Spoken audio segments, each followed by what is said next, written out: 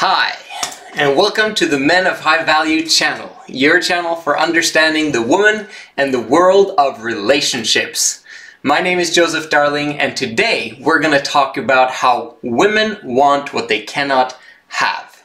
We are live here every single day at 6:30 a.m. Oslo Norway time, so if you want to learn about the woman and deepen your relationships, then this is the channel for you.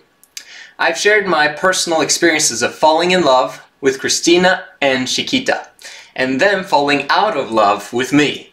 The story is obviously not over since I had not yet achieved my goal, which was to get married as soon as possible.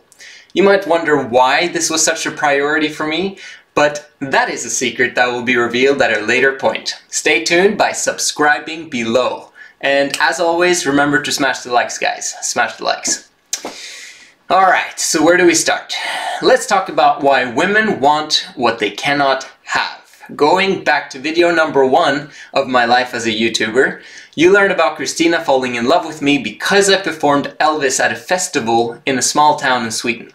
Being high value in a situation like that is easy because tons of women have your attention when you are on stage performing.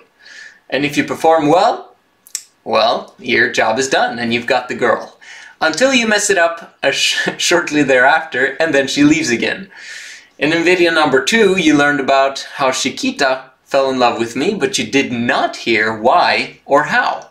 Neither did you hear how this ties in directly into how I got my wife Alexis. So let's get right into it. There was another festival, this time in Oslo, because of 17th of May, Norway's National Day. At this event, Christina, Chiquita, Chanel, and Alexis were all attending. Oh, whoa, Joseph. Alexis is your wife, but who the heck is Chanel? I'll get to that. Patience. Just 3 months earlier, Christina had dumped me for being too nice, needy, and desperate. Logical thing to do. Except that for the fact that when she did, I did something that she did not expect. And that was to depart speedily. Why is this a powerful principle? Because women want what they cannot have. Christina now wanted me back, and since I did not want her back, it was increasing my value in her eyes.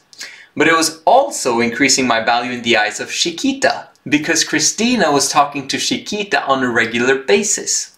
And for a while, Chiquita had not been able to date me because I had just broken up with her best friend. So the same principles applied here. Women want what they cannot have.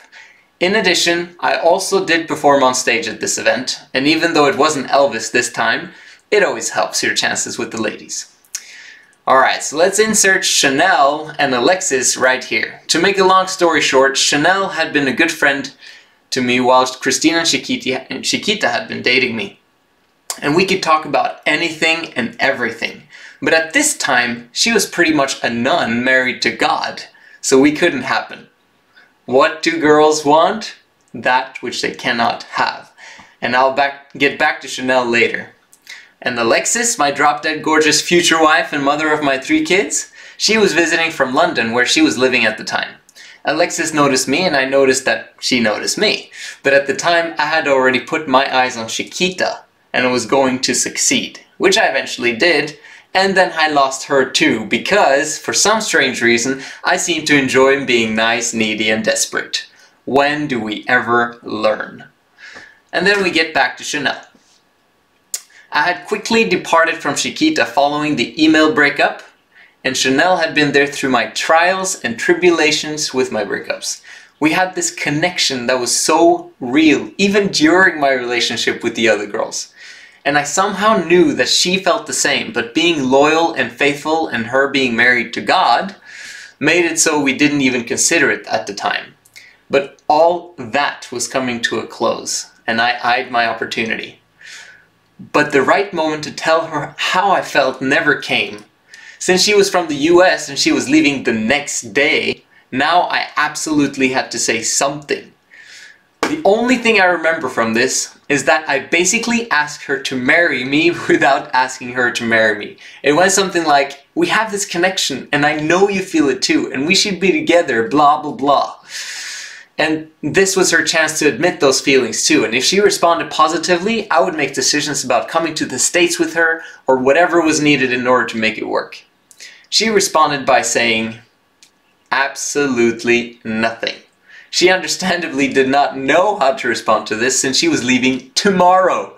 So I let her off the hook, kept in touch, and hopefully she would admit it later, which she did.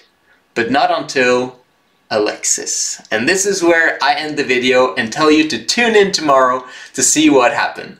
Remember to smash the likes, subscribe, and push the little bell button so that you will be in for a long-term treat, as I will be here every morning 6:30 a.m. to help you with your relationships. This is the Men of High Value channel, and we'll see you again tomorrow.